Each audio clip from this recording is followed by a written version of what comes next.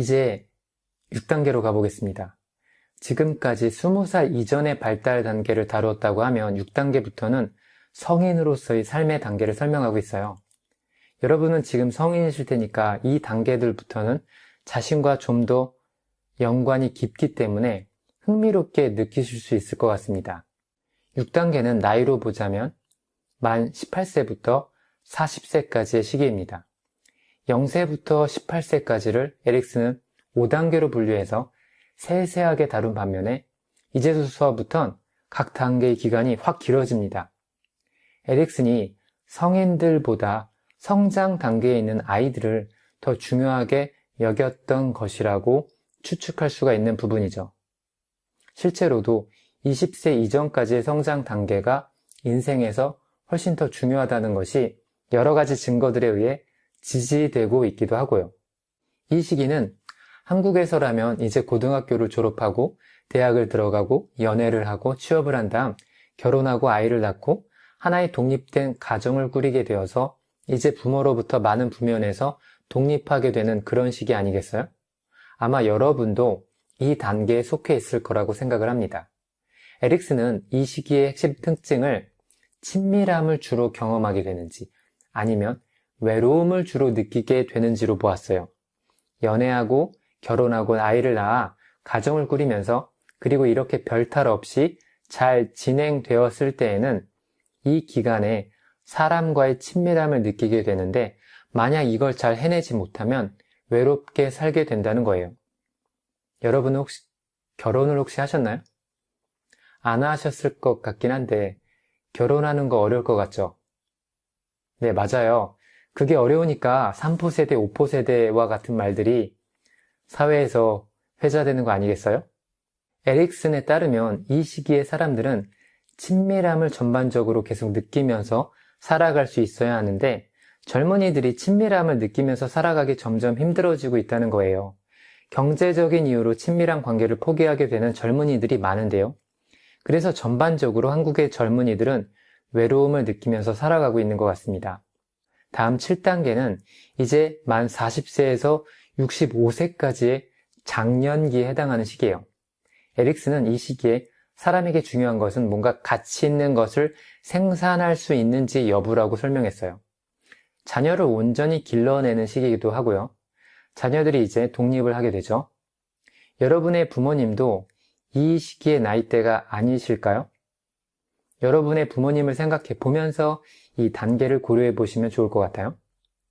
에릭슨은 이 시기에 사람이 가치를 생산하면서 살게 되면 괜찮은 인생을 살게 되는 거고 그렇지 않으면 침체된 삶을 살게 된다고 설명합니다. 침체된 삶은 우울해질 수 있다는 것이고요. 이 시기는 결실을 봐야 하는 시기입니다. 40세 이전까지 계속 뭔가를 경험하고 배우는 나이였다고 한다면 그 이후부터는 뭔가를 이루어내는 시기가 되어야 하는 거죠. 이 정도 나이가 되면 어느 한 분야에선 완전히 전문가가 되어야 합니다. 그래서 젊은 시절 열심히 스마트하게 살아왔다면 이 시기에 비로소 결실을 맺고 에릭슨의 설명대로 뭔가 가치를 생산하는 사람이 될 수 있는 것이고 그렇게 못한다면 침체된 삶을 살아가게 되는 겁니다. 이 시기가 경제적으로는 가장 많은 돈을 벌어야 하는 시기이기도 하고요. 교사들의 경우엔 그분들은 학교에서 애들을 가르치고 교직 업무를 하잖아요. 그리고 많은 교사분들이 고등교육을 더 많이 추구하시더라고요. 교직에 있으면서 석사, 박사 과정을 밟는 교사분들이 되게 많아요. 그래서 초등학교, 중학교 교사들 중에서 박사이신 분들이 적지 않습니다. 제가 학생이었을 땐 학교 선생님이 박사였던 분은 찾아보기가 힘들었거든요. 다 학사 출신이었지 석사 학위를 가지고 있던 선생님을 한 분도 못 봤어요. 그런데 이제 시대가 달라져서 교사들이 더 높은 학위를 가지고 있으십니다. 교장 선생님들만 보더라도 박사 학위를 안 가지신 분들을 찾아보기가 더 어려운 시대가 되었어요. 그래서 이런 현상을 교직이라는 직무 맥락에서 보면 가치를 더 많이 생산하기 위해 교사들이 개인적으로 노력하는 것들이라고 해석할 수도 있을 것 같아요. 더 높은 학위가 본인들이 더 많은 가치를 생산해내는데 도움이 될 거라고 생각을 하는 거예요. 이제 마지막으로 에릭슨의 심리사회적 발달 단계의 8번째 단계는 65세부터 죽을 때까지의 단계입니다. 이 시기는 노인이 되었을 때의 시기죠. 여러분이 할머니, 할아버지가 있다면 그분들을 생각하시면서 이 단계를 고려해 보시면 좋을 것 같아요. 이제 이 시기엔 대부분 은퇴를 합니다. 공무원이라고 하더라도 보통 60대 초반에 퇴직을 하게 되잖아요. 그리고 죽을 날이 가까워지고 있는 나이대라고도 할 수 있어요. 이 시기엔 대부분 본인의 부모님들이 죽는 걸 경험하죠. 여러분은 부모님이 모두 살아계시나요? 할아버지, 할머니는 어떠신가요? 평균 수명이 높아졌다고 하더라도 부모님이 70대라고 하면 돌아가실 날이 많이 남아있지 않은 거예요. 부모님이 돌아가시면 그건 인생에서 꽤나 큰 충격과 변화라고 할 수 있습니다. 당연하게도 이 시기엔 미래보다는 과거에 어떻게 살았는지를 반추하면서 살게 돼요. 저도 아직 이 시기를 경험해 보진 않았지만 그렇게 살 것 같아요.